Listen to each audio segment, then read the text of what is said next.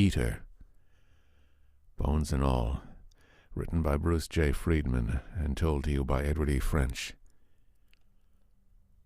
I've seen my best friend crazy on the ground, swallowing dirt after a horse kicked him in the brains. A jaguar once ripped a 14-inch gash down my finger and across my wrist. I've had an antelope in heat go out of his head and ram a jagged antler into the flesh of my buttocks. 12 monkeys once ganged up on me and chewed the flesh off my legs until they looked like rotten sea barnacles. So I think I know animals, or rather, I thought I knew animals, until the day Zombie went off his rocker. Let me say first, I work in a zoo. It doesn't matter where. What happened with Zombie was the zoo's fault. I've got cats, 14 of them. Zombie is a tiger. He weighs 650 pounds, and he doesn't make friends. I can go over to my lion, for example, and say, "Jackie boy, Jackie boy, and he lets me put my hand on his shoulder. Or my black leopard. She put a gash in my cheek, but now she sings to me. Yet if I come within 2 feet of Zombie, he rams 650 pounds against the bars and makes the whole street shake.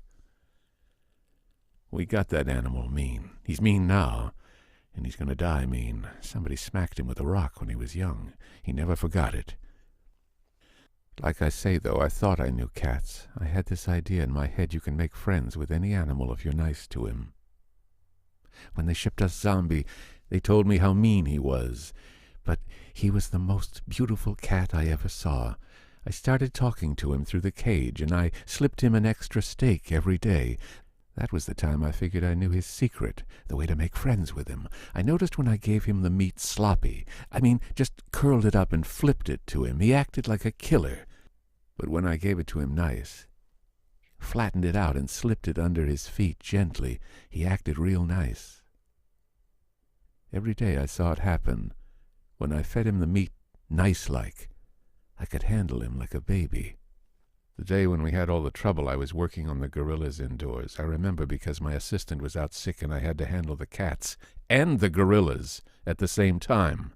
While I was feeding bananas and fruit to the gorillas, I kept the big cats, including Zombie, outside. I know it sounds like I'm showing off, but I swear to God I knew something was wrong that day. For one thing, it was the hottest day I can remember for June. For another, that was the day we switched from beefsteak to horse meat. The cats didn't like it. I gave some to Zombie, and he just turned away from it real quietly. Maybe it was the way I gave it to him. Anyway, he was too quiet. In the next cage, I gave some horse steaks to the lady tiger, Queen. She left it there, too. Then I went inside. Anyway, I'm feeding the gorillas. Even they're acting up. The big one is going...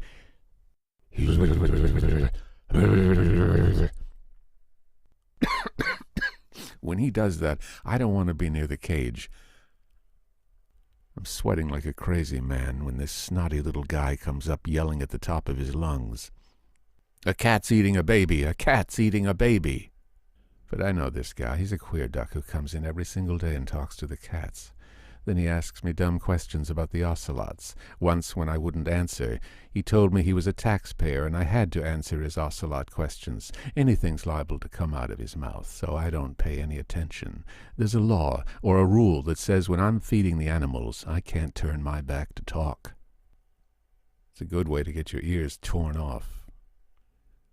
So the little guy starts tugging at me, still yelling about a cat eating a baby, and I don't pay any attention.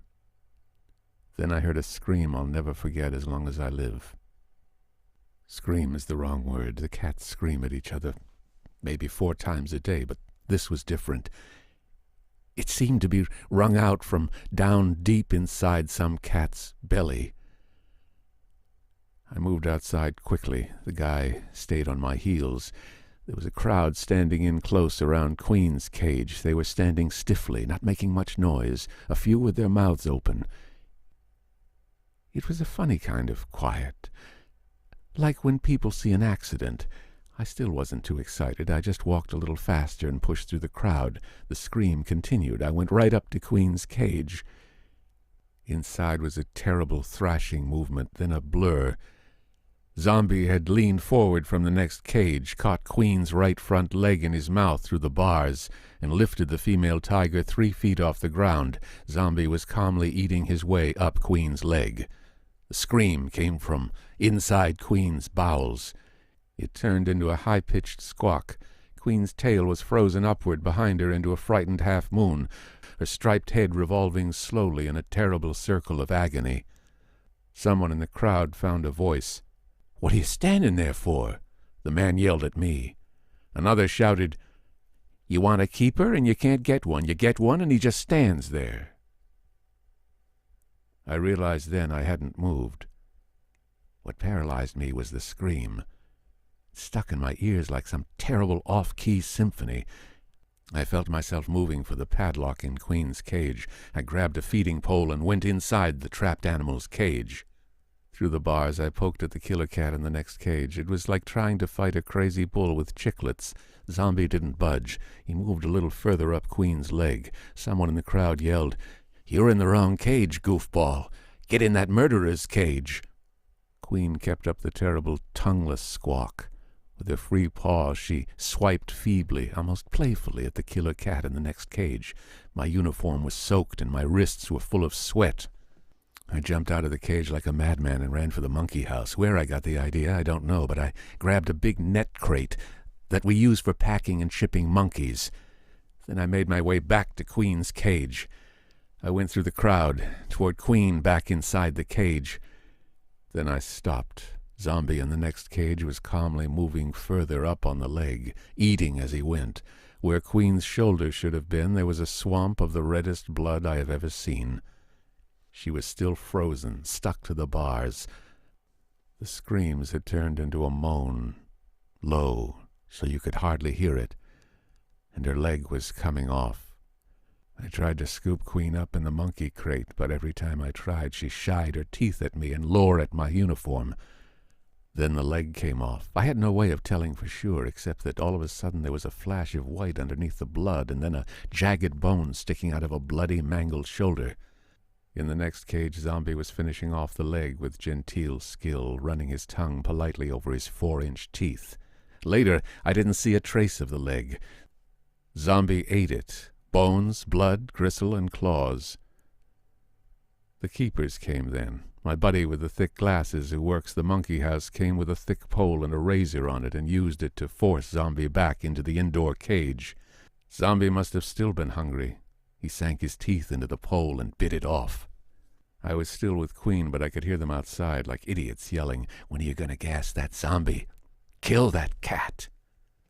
Queen was still frozen, stuck between the bars. I thought with her leg off it ought to be easy to pry her out of there, but she was still stuck.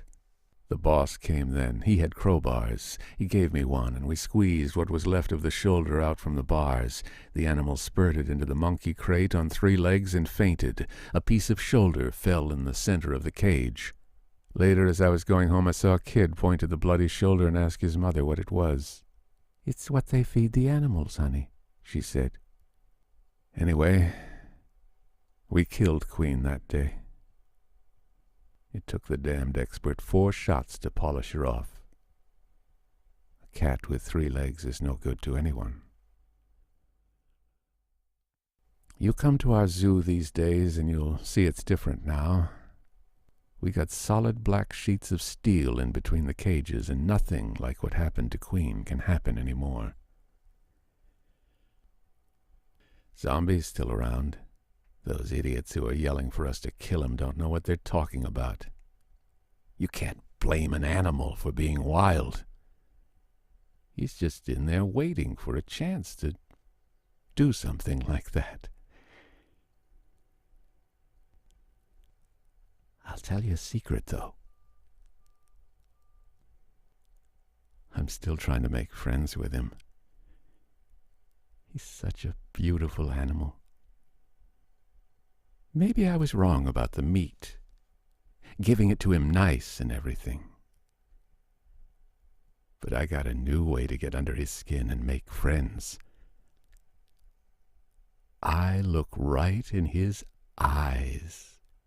real loving-like, every day. I swear to God I'm going to make friends with that cat.